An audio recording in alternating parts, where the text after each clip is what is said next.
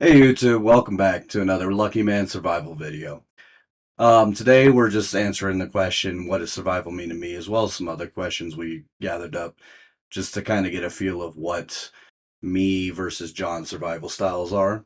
So if you're watching this, that means John's has already been posted. So you can go watch that first, or you can watch this one first and watch it after, it doesn't matter. Um, but I'm going to go ahead and get right into it. So what does survival mean to me? Survival to me is making it to the end of a situation alive, whether it be a situation or just everyday scenario. I want to make it out either alive and in the same condition or better condition than I was before. That's kind of my goal. I like to think that the survival situation I'm preparing for is protecting myself and people I care about for anything that comes up. Of course, there are some things you just can't prepare for, but I'd like to cover as many bases as I can. I also want to make sure that I can defend whatever I have and keep everyone who's close to me protected. So, what am I preparing for? I'm preparing for both everyday and end of the world scenarios. Um, I want to be prepared for someone to try and break in my house and try to attack me, or just being attacked while I'm out getting groceries or something, even while I'm driving. I've seen people stopped at a stoplight get their car jacked. I want to be prepared for scenarios like that. Mainly what we're going to be preparing for on this channel, though, is going to be a lot, for me, is going to be a lot of end of the world type scenarios.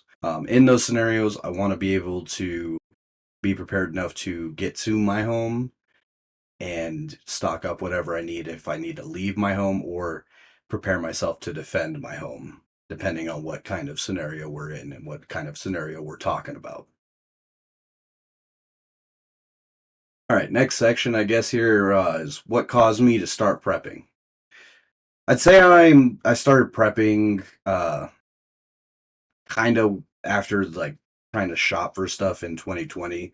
Uh, I was trying to go to the grocery store and stuff was just out of stock, like real stupid stuff like toilet paper.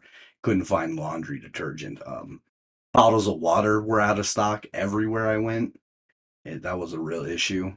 Um, After going home, after trying that for 3 days, I just noticed that like in my fridge there wasn't enough. We weren't gonna be able to make it through without finding water and stuff to eat because we didn't have that stuff stocked up like that, and we didn't see like this happening and everyone flocking to the stores immediately to get all of it.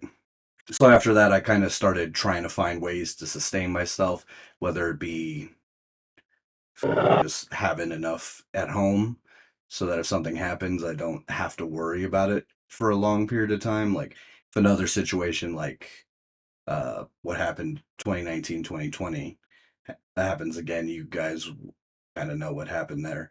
But if it happened again, I could wait until everyone went through their craze of stocking up all these items and then go to the store. I definitely have enough for that. I have enough to last probably about 2 months if needed.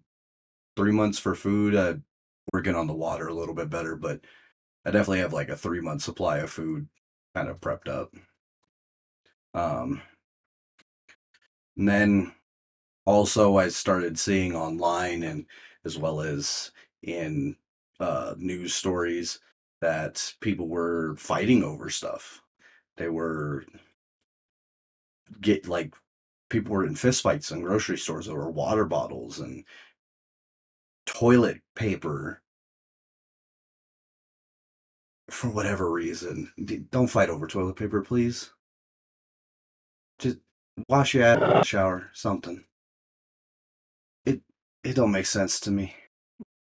You get a get a fucking hose and run it into your fucking bathroom and just clean and like come on now. But watching all that on the news kind of made me realize that I needed to be ready for if anything happens while I'm out. People can start fighting over stuff like that, and it can turn into a very, very bad situation very, very quickly. Um, so I started doing stuff like carrying stuff to protect myself. Um, Started practicing with certain stuff, weapons, guns, and rifles, knives. I started taking classes, preparing myself for that, studying different techniques. Um, and I just didn't want to be that person that had to go to the hospital after just trying to make it to the grocery store. What in history made me start thinking that preparing was necessary? Not really any specific event. Mostly it's just looking into history. I see that a lot of issues are caused by just people. And there's plenty of people on the planet that can cause another major disaster history event at any moment. And I just know that you can't tell who it's going to be, when it's going to be. So you just got to be prepared for it at any given moment. Um, I'm pretty sure there's enough people that would have told you that anybody, anybody from history, whether it be someone from uh, World War II or even from the Civil War, no one could have seen them coming or know that these people would have escalated a situation that rapidly.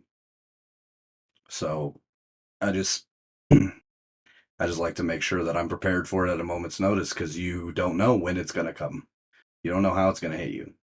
And I just like to be prepared for it.